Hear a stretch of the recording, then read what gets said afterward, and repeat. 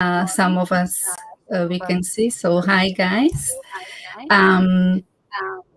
We're back after a week's break, and actually it gave me a bit of more thinking space, and I'm so grateful for all the experiences that we had so far, and thank you to all the guests who participated greatly. This topic, accountant or entrepreneur, there is so much about it around, and kind of, let's say, there is discussion going on. What should we be? Should we be both? Should we be one more than the other? To be honest, I probably don't have that completely answered myself. I do believe that there needs to be there needs to be a lot of business mindset in the accountant, but where is the balance? Where I think there is a danger focusing on making money, but sometimes making money doesn't mean maybe to do what is in the best interest of client. Maybe I'm wrong. I'm just putting it out there. So I think it is a difficult one to balance.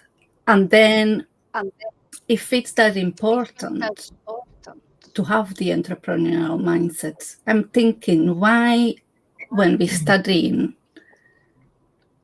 should it be maybe more emphasized? Should it be more kind of put there up front? Because probably not many accountants, when they start or they I want to start my business, they just think, I'm going to do bookkeeping, I'm going to do accounts, I'm going to do tax return. Yes, they want to make money because it's going to be their business, but it's not probably at their forefront. But they need to survive as any other business. So this is quite, I think, intriguing one in terms of the balance to get it right. So I'm going to start with Linda this morning. Good afternoon to you, Linda. What is your take on it? So first, if we can kind of start to unwrap, is it accountant or entrepreneur or both? And if so, why? Thanks, Eva. Good morning, everybody, or good afternoon, depending on where you're tuning in from. It's a great question, Eva, and I think, to my mind, it's a little bit of both. And I think what you were just talking about is that it is all about getting the right balance. So I think that as accountants, we are certainly trained to be an accountant, to know all the technical aspects of what we do, to know, let's put it, I call it the mechanics of business. I think we understand that very, very well. And often what can happen is that then we find ourselves in our own businesses, and we reflect this, our clients reflect this as well. We see people come into business because they are good at what they do, and they want to replicate that to make money for themselves or to have some flexibility, or what they see flexibility is in business. Now, most of us know when we do go into business, flexibility goes out the window as a business owner. But we do have that opportunity to be able to build on that. Accountants are no different. I think we start with that accountant mindset or that technician mindset. We go into business, and then we realize there's a whole nother skill set that we need to have. And so it's about getting the balance. And I think what you were saying about making money versus client interest, it comes back to what I suppose you define entrepreneur or entrepreneurial skill around. To my mind, entrepreneur is understanding, instead of perhaps just the mechanics of business, the art of business. What is the art of business? It involves much more than doing what you do to produce money. Going back again to that point, I think that I've never met an accountant that goes into business or goes into accounting really as the first driving motivator to make money. We are there because we want to help people. We're service professionals. We have this amazing skill and we want to use those skills to help people. So whilst it is important to make money as a business owner, and we've got to pay our bills and we've got to pay our staff and pay us, hopefully, that's very important. I don't think that's a driving motivator. So I think for the accounting profession, I don't think we'll ever have that trouble ever in my mind. I think we really have, we could probably have a little bit more of that mindset sometimes, but no, I think our first motivation is always about helping people. So should it be one or the other?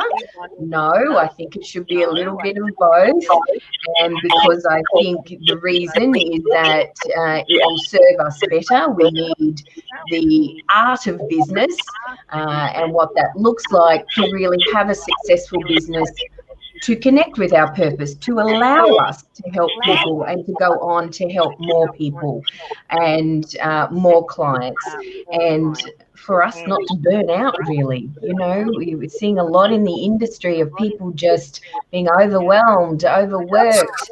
Legislation gets thrown at us every other day, and particularly in these very unsettling times, it's very difficult, you know, to keep up with all of that churn and burn going on in the industry. So I do think that, you know, if we can find that balance between the mechanics of business or the technical aspect of what we do with the art of business and knowing what that is, I think we would do much better for ourselves and for the people around us, and ultimately our clients. That answers the question. A bit roundabout, but I think it did.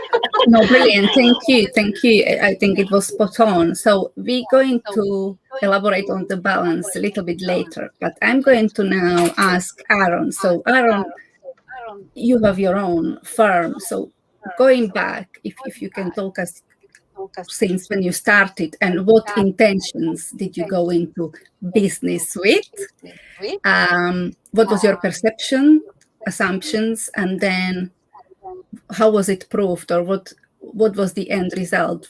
Did you have any kind of thoughts or assumptions when you started, when as you were in your business, you thought, okay, I need to change this needs to be different? How was this journey for you, and what are you? Yeah, I think it's a great question. And also I completely agree with what Linda says, especially the bit that resonates me most is why we become accountants. We become accountants to help. But we talk about that a lot on this channel, and a lot on throughout the topics that we brought up is how we as accountants, we love helping. And I think that's my kind of driving force as to why I chose to not just become an accountant, but also that entrepreneur as well, and start my own practice and start my own business and kind of go down that route.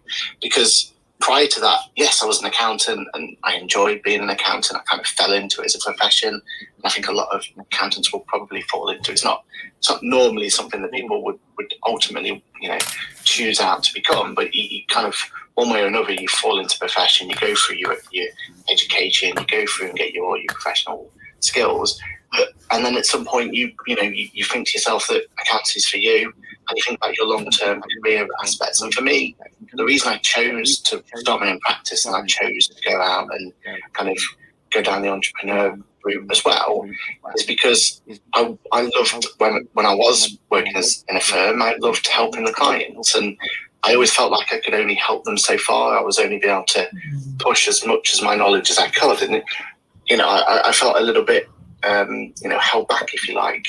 And it wasn't until I took that step to starting my own business and understanding exactly all the pitfalls that clients can go through and what they've been through and where they're going, and see kind of all the same conversations that I was having with clients, but actually much more real and much more important at that point, because it was about make or break for my business. And I felt that was helping me become better business advisor in the long term, because it was giving me more skills and more elements and stories to talk about. And when I'm talking to clients now, it's not just being able to go, have you thought about your SEO? I can actually have a conversation about how SEO has just been so important to us, and having those conversations about why they're important, what it's done to our practice, what it could do to that.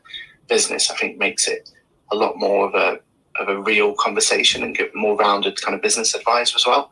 And I also think like the term entrepreneur, and we're asking what, are we accountant or are we entrepreneur? Well, we've got to be an accountant to be in the profession. And as Linda brilliantly said, that it's all about knowing all those technical skills and finding that balance. But I also think entrepreneur to me is that ability to adapt. And I think as accountants now, we're having to adapt more than ever. There's so many changes coming our way. There has been so many changes because of COVID and because of the pandemic. And I think if we weren't entrepreneurs, then as a profession, we would have really struggled, much more than we have done in terms of being able to support our clients and keep our clients going.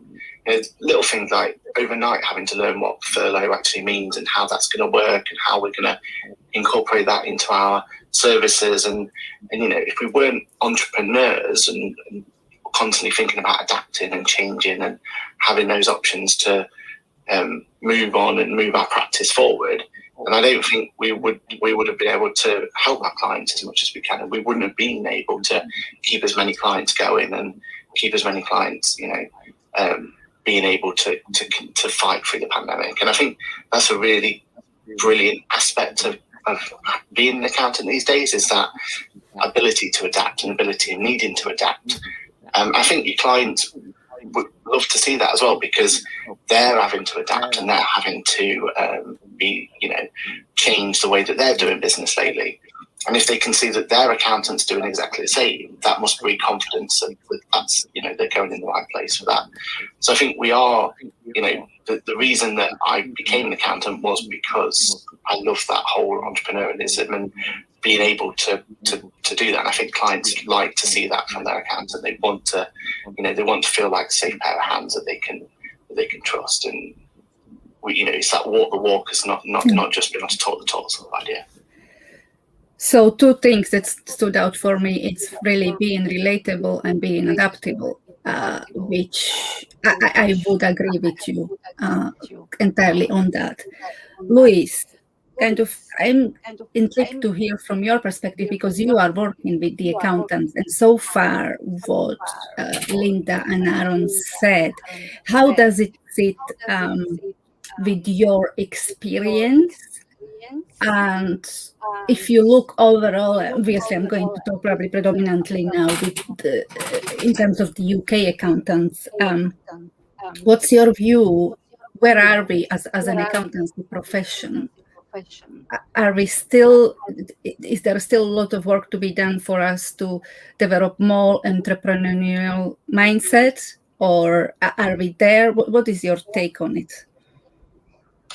Yeah, I think it was interesting, Aaron, there, what you said, kind of like leading by example, because I think it's very different for different firms. I've seen firms kind of adapt to more of that entrepreneurial side and advising clients on business, and sharing their experiences of them running their own businesses and accountancy, and how they market it, how they attract clients, how they engage, how they've introduced social media, and sharing that with clients to be able to show that it's coming from a voice of experience of, we have evidence this works. But I've also seen kind of firms where it is such a big jump to be able to move in that area that they've not necessarily resisted, but I think they've kind of been very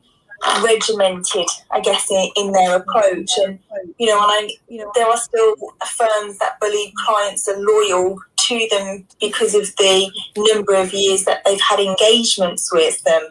And when I've asked them how of that over the years and the engagements you've had, how many interactions have you had? What's the value you've offered? And a lot of cases it was, well, we have once a year and we do their books and they're very happy. And it was the value gap there that I noticed in some firms that still quite hadn't landed. I am pleased to say the more firms now that I speak to and have meetings with, there is definitely a shift. But I think what the accountancy industry is going through is similar to, really, I guess, what all businesses or all entrepreneurs that start up business go through, in the fact of they will have a vision, they will have an area of skill sets that they are very good at, and that's why they've gone into that professional setup, that business. They also then have to adapt to not only being creative and having that business vision and doing the marketing, they've also got to do the finance side. So they engage them with the accountancy firms to help kind of merge that finance side and that entrepreneurial side of their business to make it work.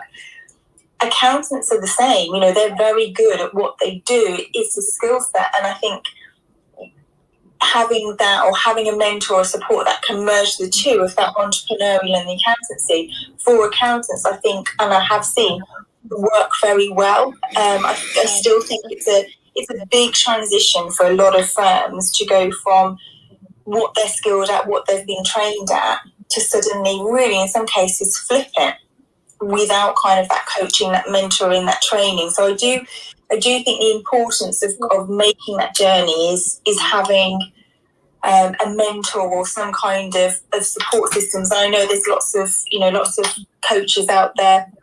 Linda, I know, Della, who's normally part of the group, Aaron, yourself. But I do think that's actually really, for me, what I've seen is the key for kind of turning the dial on that transition. I don't know, Aaron, Linda, if you agree, if you've seen something different. No, not at all. And I wanted to pick up, I heard in what Aaron said as well, Louise, about being relatable and sharing the journey, or having a chat about SEO and how that worked for him, and what that is. And I think certainly in the past, as a profession, we've not been encouraged to share. I think somewhere along the line, I don't know whether it's been the industry or it's us or it's just how it's evolved, we've ended up on this business pedestal. And I think then that we really feel the pressure of having to know everything about business. We are looked to as the trusted advisor, to have the answers, to be a bit of a know-it-all, to know everything. And we don't. We are business owners on this journey just like anybody else. And I think if I'm always encouraging those around me and anybody that's listening to me to share their story, to share their journey, the good, the bad and the ugly, because that makes you very relatable to your client. And I think there's a fear of being looked down upon, that perhaps we're not being professional, whatever that is. I don't think a client would ever look at you like that for sharing about your business journey and being very relatable to them, whether that's staffing issues or growth issues or, all of the things, marketing issues. I mean, accounting and marketing, wow, that's a whole nother topic. And, so I think it's really important that if we can get over that hump and make that transition, that then leads us very well into this whole area of what we've been talking about with delivering advisory, because the client needs to feel understood, that they can relate to you, that you're just not this know-it-all, not that we're know-it-alls, but you know what I mean, that we have all this information sitting up on this pedestal and that will never be wrong, with this all-knowing authority when we're not. So relatability, I think, is a really important thing, and we worry about not maybe knowing the answers or, like I said, looking professional, but as accountants, if we go back to being an accountant, we will always know more than our client, always. Because that's our skill, that's what we know. But perhaps as an entrepreneur, we can go on the journey with them as well. So perhaps getting that balance between the two. So relatability, I think, is really, really important if we want to take this profession into the future. Yeah, I think you're absolutely spot on there, Linda. And I think one of the things that I would just kind of add to that as well is that definitely we've got to have that danger of being on that pedestal and kind of making sure that we're not, over kind of selling ourselves, if you like, in terms of kind of our own knowledge. Because you're right, no one's going to know every little aspect of it. No one will ever be the pinnacle who knows every single thing. One of the advantages that we do have as an accountant is that we're hearing stories every single day. We're talking to clients every single day. So although we may not have walked that particular walk, we will more than likely have had a client that has walked that particular walk. And I think that's a big change, certainly in my profession, in my practice, and with the people, the other practice managers that I'm working with and kind of, and we're kind of talking a lot with, is there's a lot more, not just sharing of our own business knowledge and not just sharing how that's going, but also, trying to see our clients as more of a community as much as a client base, and having that ability to go, that is exactly what my other client did, keeping confidentiality and everything else, but using the story of what the other client did to try and help that client, and if needed, trying to get those two to talk to each other and share things. And I think that's a big shift in what we did. I think we were very much guarded about, telling other people and telling too much away. But I think we are opening up as a profession now, and I think that's for the good of the client. I mean, hopefully from that, we can start really giving the opportunity for the clients to really thrive under everything that we're providing for them. Do agree with that. I think the kind of accountancy profession has been in some way almost like institutionalized, that I'm trying to say the word correctly. And I do remember my beginnings when I went into the practice. It's almost like this is Mr. Accountant, and everybody like, oh, Mr. Accountant. So yeah, it's and I do agree. I think that automatically creates the block between the client and the accountant, because they're not being authentic, they're not being themselves, and then the client kind of, there is a barrier there immediately. So there is something then, I think kind of the later generation, that's not why they go into accountancy. So they don't see themselves as this person on the pedestal, which is good, which is great. But I still think, hearing and kind of speaking to the accountants, that we still need to do a lot of work on developing those, can I call them maybe soft skills, to kind of be more approachable, more authentic. Yes, and nobody knows everything. If somebody says they know everything, it's just not true. And to be honest, accountancy is such a wide profession. You cannot be good in every single thing. So that's why we specialize. That's why we have departments that specialize. So we are good at that one thing. So again, nobody knows everything.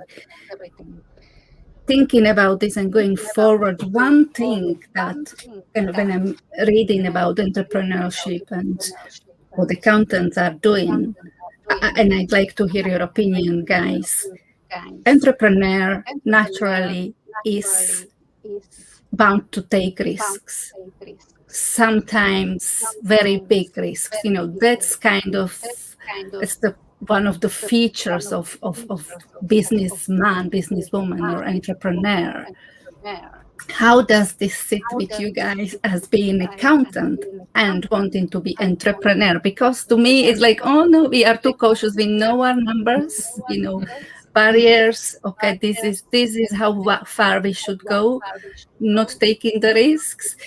So this is kind of conflicting in my head. So okay, but how healthy, how far should I take risk? And it's different if I take risk for myself, but should I be taking my client to take risks? Do you know what I mean? It's a bit, I don't have it clear still in my head.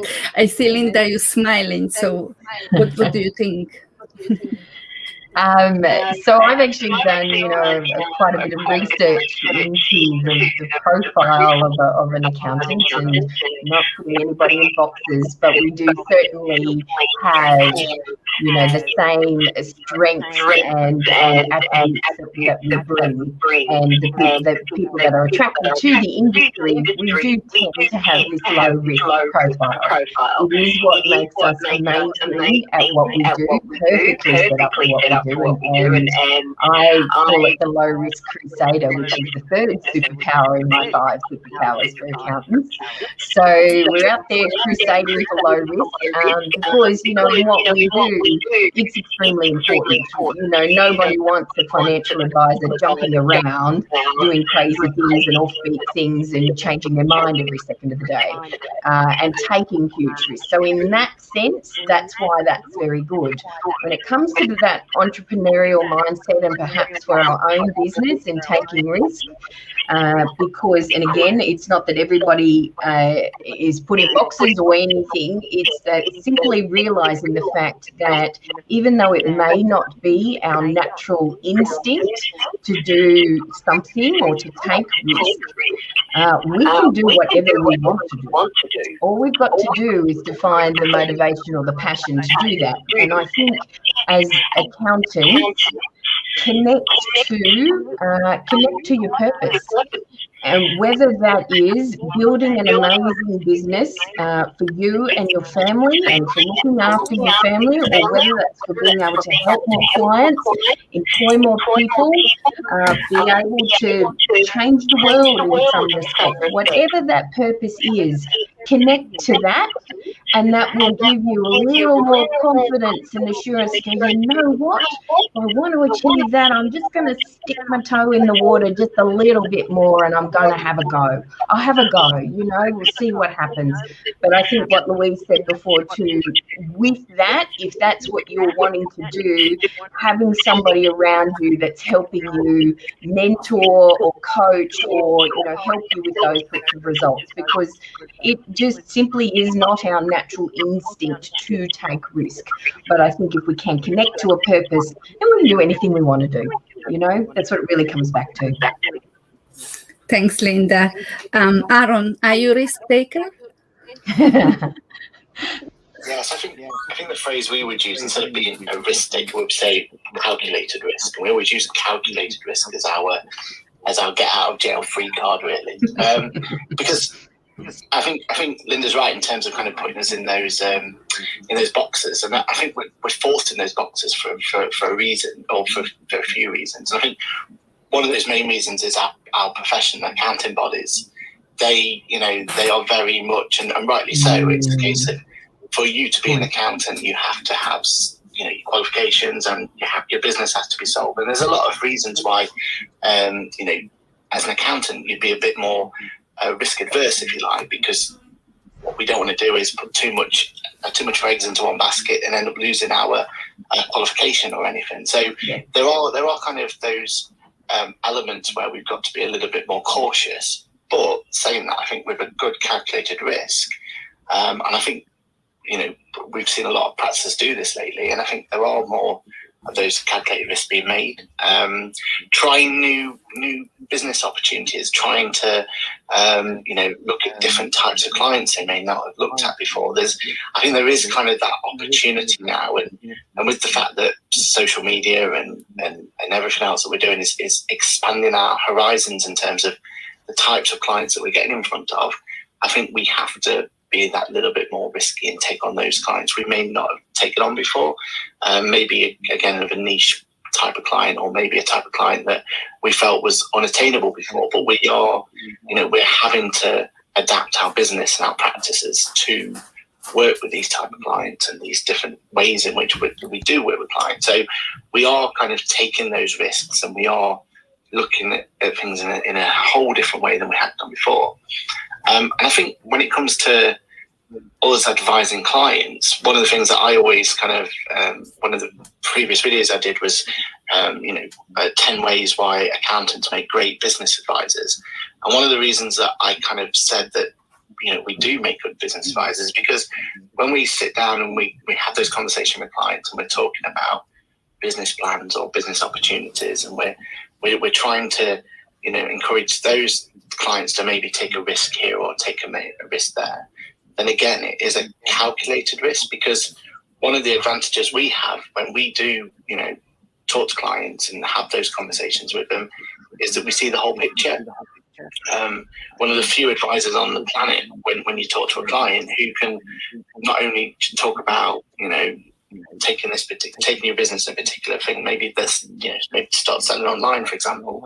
Not only can we talk to them about the advantages of selling online and maybe a route to market, and we can kind of go through those sort of conversations or put them in contact with people who can really help them optimize their online sales growth and everything else. But also we can see that from a numbers point of view, they can afford to do that, or, they would be able to take on the extra admin staff, and we have that insight as well. So, we are asking our clients to take risks from time to time, and we are talking to them about risk and calculated risk, but it is calculated because we can see the whole picture. So, I think from our point of view, being an entrepreneur, like I say, it's all about being adaptable and taking those risks. But I think accountants are a safe pair of hands to talk about risk, because we won't risk our profession or our qualification for it. So we're always thinking about that calculated risk going forward. So I think we are, we're in a good place to talk about risks and to try and encourage maybe businesses to take the right risks at the right time. Aaron, I really like that about that calculated risk, because I think as a profession, cautious, and certainly even me being in the profession speaking to accountants, I kind of have, I get introverted, I'm not risk averse, but I am, when I make a decision, there's definitely evidence in the background to kind of evidence or data to kind of back up the decision or my thought process of why I've made a decision. And I think as an accountant, I think you really aid businesses with that, to be able to give them information and rationale behind why you're advising, and kind of that reassurance of this is the right decision based on X, Y, and Z, or you can afford it based on X, Y, and Z. And I think that in itself is really valuable, because decisions made from the gut, or decisions made sometimes without the data or the evidence behind it, are quite scary, and especially I think for businesses that are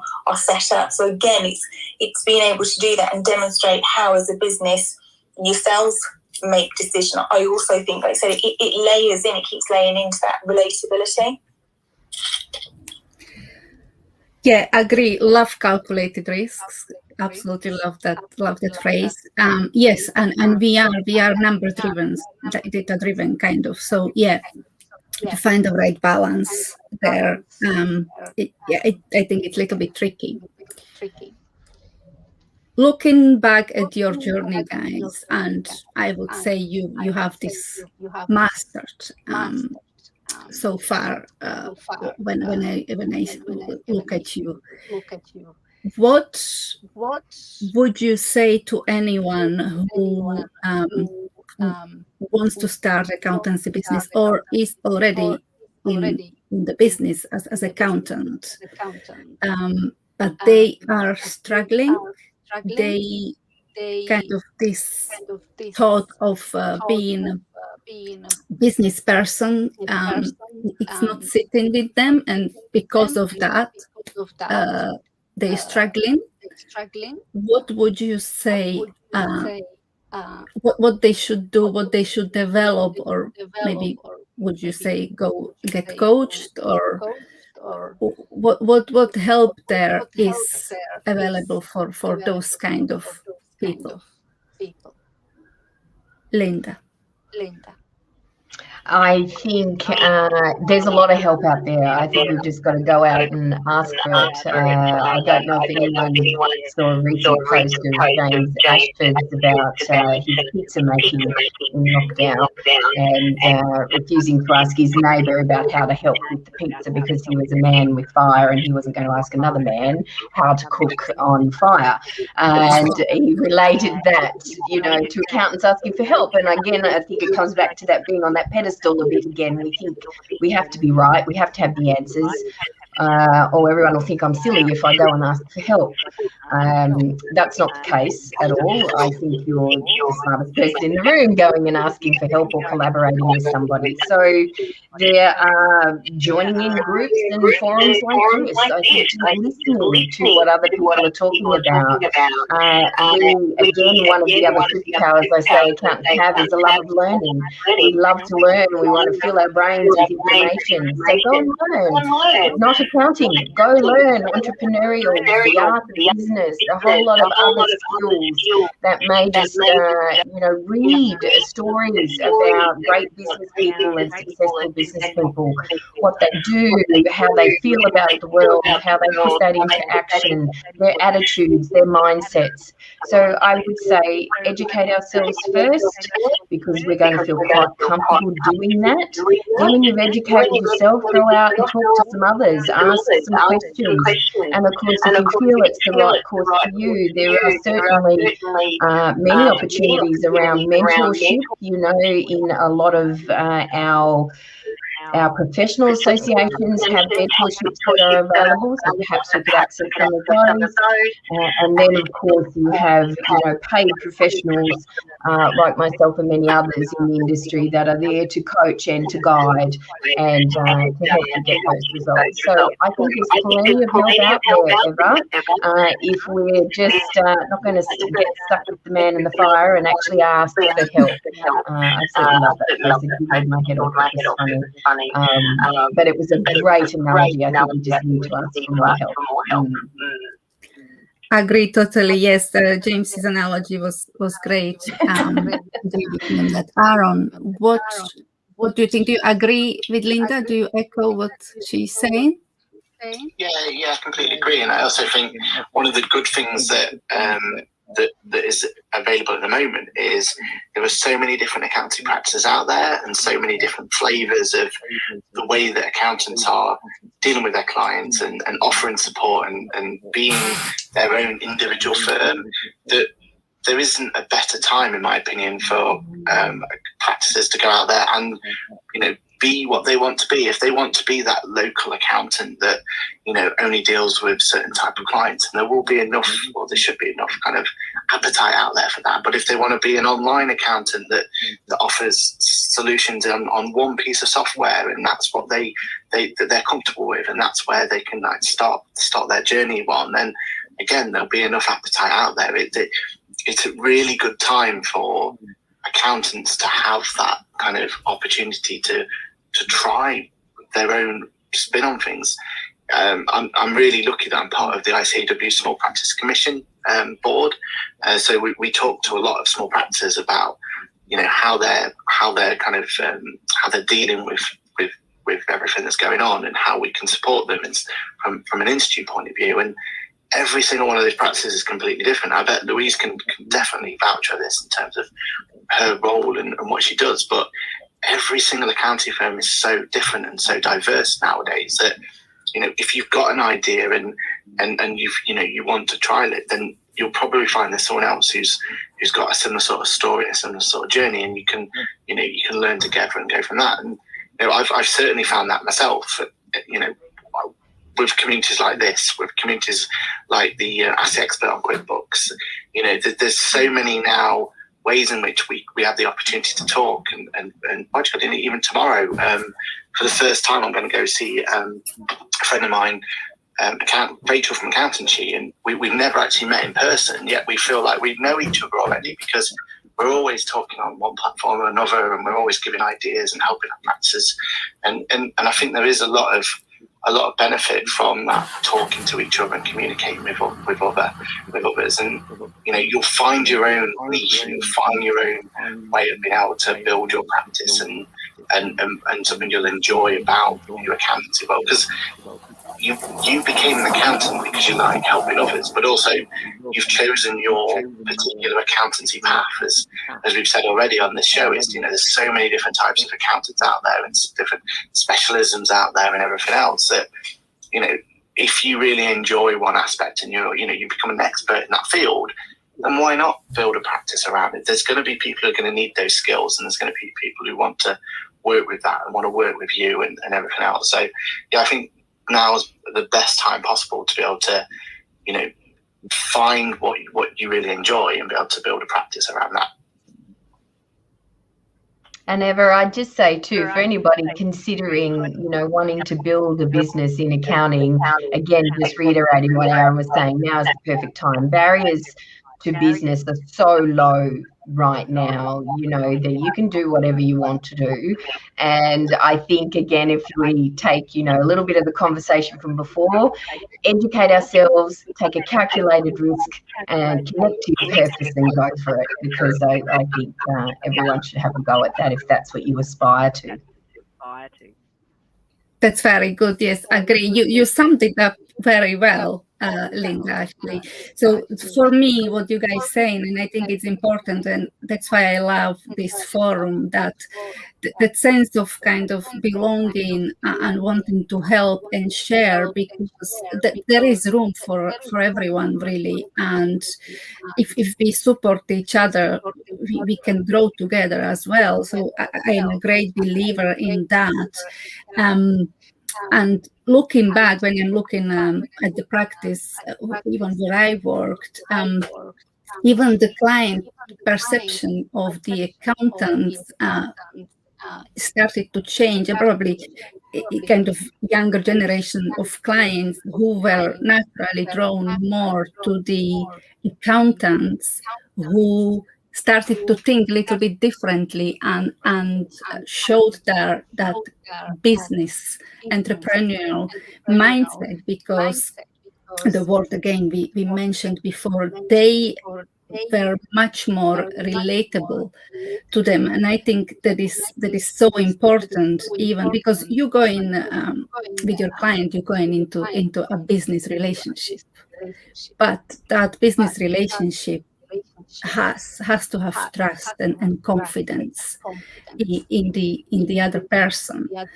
And there are still accountants who probably, and maybe they don't want to change, and that's okay. And they may fit to certain type of clients. And yes, I do agree, there are almost no barriers to starting a business, but we have to be mindful, because what I see as well, I see those fast online bookkeeper courses, or like very I actually reacted on one of the posts, because they basically said to people that you can become bookkeeper overnight, which as you I'm sure agree, it's much more difficult than that. So we need to be mindful of that.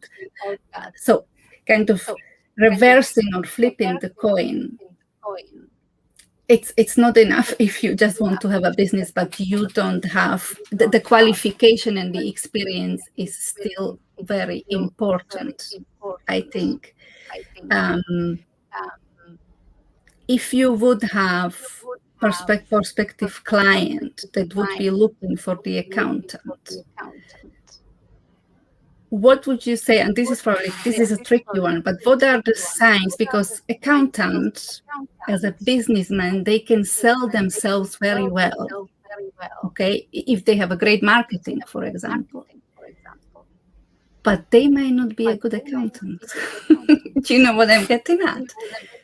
What are the signs? What are the features, attributes of a good entrepreneur accountant? How do we recognize those? Because some people can talk the talk for forever, but when it comes to it, they can't do the job. This is a difficult one, but I would be really keen, because I do see, some people especially on the social media, you would see, they portray themselves very well, but it doesn't necessarily mean that they are good. Linda, what do you think? Wow, now this is a curly one, Eva. Thank you so much for this question. Crikey. So I think that, yes, you're right, that for a business owner or a prospective client, I think they just need to do their homework too. I think it's fine to see the marketing, and perhaps you may be attracted to that, whether that's on social media, the websites. But for the most part, we see very similar things on accountants' websites.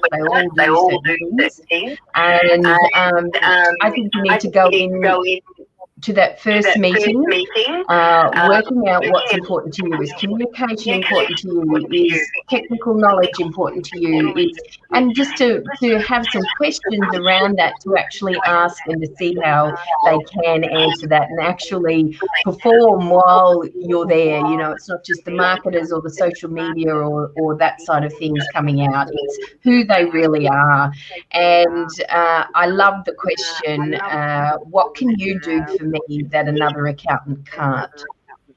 Now, that's going to floor about 99% of accountants, you know, and the ones that recover the quickest, you know, will be the ones that, you know, really might be able to help you. And I think if they can answer with we have systems and processes for, you know, helping to understand your business, where you want to go and what you want to achieve, something along those lines, that entrepreneurial type aspect to business, then I think you're on a winner.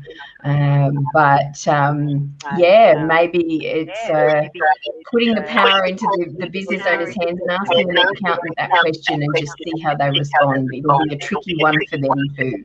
So anybody that's listening, craft an answer to that question, because you know, you don't want to be put on a spot. And I've had a client just the last month have 2 new clients come in, ask exactly the same question, and she rang me up and said, Linda, are you planting these people in my office? And it's just like, no, I'm not doing that. But clearly the market is out there looking for something different, and they are, and they're looking for somebody to relate to. They're looking for somebody who's going to be honest with them, and I think, you know, most of us are honest, but are we going to be open and honest in that relatable way? So yes, of course, we have to be a good accountant. We have to be technically adept at doing what we do. Marketing is not going to show that. I think you need to go in and talk to the accountant themselves and maybe talk to some of their other clients. Do your homework is what I'd say. Yeah. Thank you. What about you, Aaron? Yeah, I think like Linda said, it's a really good question, isn't it? And so for some reason, it's been popping up quite a bit at the moment in terms of the whole idea of what it takes to be a bookkeeper or an accountant, and what's the difference between the two. And we seem to be having this conversation a lot in the different groups that I'm in and everything else. And I think there's just this, I don't know if it's fear, but there's just this underlying awareness needs to be made of actually what does it take to be a bookkeeper, what does it take to be an accountant, because we're in a very kind of peculiar profession where, yes, we have our ICAWs and all our other accountancy bodies out there, but there's no 100% regulation to saying that you're an accountant or saying that you're a bookkeeper. So you're right, you do, you know, clients and people who are looking for accountants do need to be aware of that, do need to kind of do exactly what Linda says and get ready to ask those questions and be able to kind of put them out there. But I think kind of talking about some of the other topics we've covered on here in past of the Clubhouse conversations, we talked a lot about how at the moment we're trying to build trust, and that's what ultimately these questions are all about, isn't it? We want to make sure that potential new client has trust in what we're trying to sell them and who we are and what we can bring to the table. And we've talked a lot about how the way that we as accountants and bookkeepers now build that trust and how we develop that relationship with clients is evolving all the time. And a lot of it is now about your online presence and online kind of contributions and talking on platforms like this and YouTube and Instagram and all the other social platforms are out there. And we're encouraged now to put ourselves out there as much as we possibly can to try and build that trust. So I think clients should be utilising that and using that as a platform to understand if that accountant or that bookkeeper is right for them, because they should be able to do a Google or however they're going to find that particular professional, and they should be able to do some due diligence based on what content is already out there. And I think that's a really positive as well. It's obviously a big thing for us as the professional to make sure that only the right stuff's out there and we're putting our best foot forward. But that's a good thing, because that's giving us credibility, that's giving us accountability as well in terms of what it is we know. Because I could say I'm a great accountant for a particular type of client, but I'm probably not the best accountant for another type of client. I know my strengths, I know my weaknesses, and I will openly say that on my social channels. And I'm, because I want to find the clients that I can help the most. There's no point in me taking on every single client out there that wants, that comes knocking at my door, because I'm better off finding those clients that I can work with the best and I can help the best. And I think, putting my kind of strength and weaknesses out for the world to see is only a positive thing, because that means that we're attracting the clients that we know we can help the best, and we can go from there. So I think you've never had a better time in terms of doing your due diligence. I think you've got to just go out there and do it, and I think you'll find an accountant that's right for you and a good fit for you. So I was trying to unmute myself. That's very interesting. Actually, you answered, both of you, it's even better than I thought it's possible. So thank you so much. But what it tells me, and this is going to probably our previous talks as well, how many hats do we have to wear as the accountants who are running a business? It really can be overwhelming. So you're trying to be accountant, so you need to be very good in terms of the knowledge and everything. You need to be good at marketing, potentially. Yeah, if you want to go out there, you need all those soft skills. You need to be able to take calculated risks. So it almost seems like it can become overwhelming, and it's probably not for everyone. So probably going to close on that note with the last question. Accountant who doesn't feel that they want to run the business, their practice themselves, so they are employed in a practice, can they still have this entrepreneurial mindset, this relatability to the business? Can they still be, in your view, credible enough for the client? What do you think, Linda? Absolutely, 100%. And the reason being is I don't think you necessarily have to have a business for yourself. But I've always called myself a student of business. And as an accountant, you see many businesses, and I know in my career it's thousands and tens of thousands that I would have worked with over the years. And you start to, just because of our great analysis brains, we start to see the patterns and what works and the stories that Aaron was talking about before, and being able to relate, well, this happened for one client, why don't we try it with you, because I reckon that's about the same thing. And so absolutely you can be relatable. It's not necessarily owning your own business, but being interested in business, being interested in understanding that entrepreneurial skill set, learning from others and using that to relate. So yes, 100%, absolutely. Yeah, I think Linda's absolutely spot on there, and I think from my point of view, as I said at the beginning when I kind of told my story, it was I didn't feel like I was being able to give my best advice. I didn't feel like I was being able to, but I think that was just because it was just a sign of the times. And I think I was from a very traditional accountancy firm where it was a case of my role was to sit there and to compile the statutory requirements and pass them on to the partners, and then they would do the talking to the clients and be there. It's changed and for the better. And yes, there are still going to be accounting firms out there that kind of adopt that model, but they're not the norm anymore. Mm-hmm. So if you are in that kind of position, Linda's right, you are still learning and you're still going to get that knowledge to be able to help them. But I think, you've just got to fight your corner in terms of being able to talk to clients more maybe and have that opportunity. Because I think I took those learnings from what my upbringing of as an accountant was and what my early career was and how I felt like it was kind of being seen as. And now I take that as a stepping stone as well. How do we make our practice better for our development of our staff? So, for example, one of the first questions or one of the main questions or main topics, I say, in every appraisal, every 3 months or 6 months, depending on the staff member, is innovation. And innovation is a huge part of our ethos and our business values and business model, because we know we're not the finished product. We know we won't be the finished product for some years, but we want each and every one of our staff members to be able to talk about innovation on a regular basis. Because they know that, if they tweak doing, the way that the payroll runs or whatever system that we've got that may not be working as efficiently as it can be, that if we can tweak it and make it better, then that means we're going to help our clients better.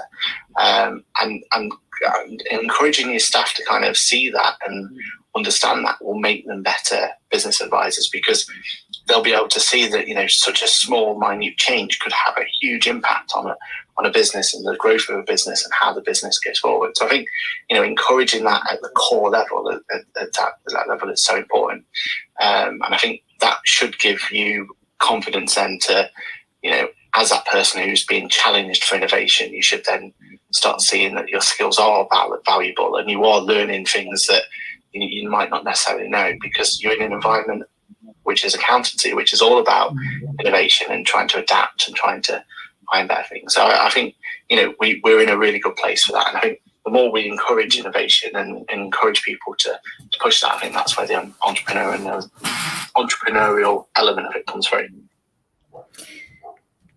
I do agree, and I think actually it's in some aspect it's probably better, because if the employee doesn't have the weight of having to wear so many different hats, they can be more creative, or they can become highly specialized in the field you want them to, or they're good at. So it actually can be to the benefit, and yeah, we all are learning from the experience, so we can still pass it on. So yeah, I do agree with you guys on that. I think we're going to wrap up this lovely session. It's been very educational, interesting.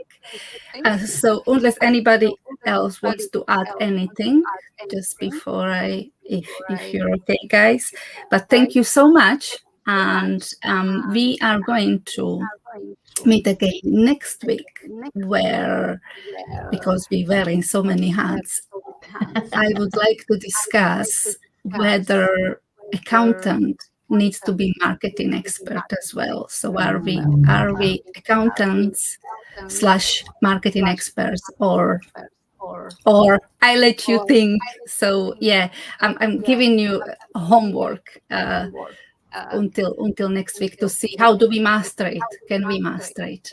But thank you so much. I wish you all a lovely day. Linda, lovely evening to you. Thank you. And thank you, and keep shining, keep being great, and yeah, let's support each other. Thank you all. Thanks, Thanks, Eva. Fabulous. Thanks, Eva. Cheers. Bye, everyone.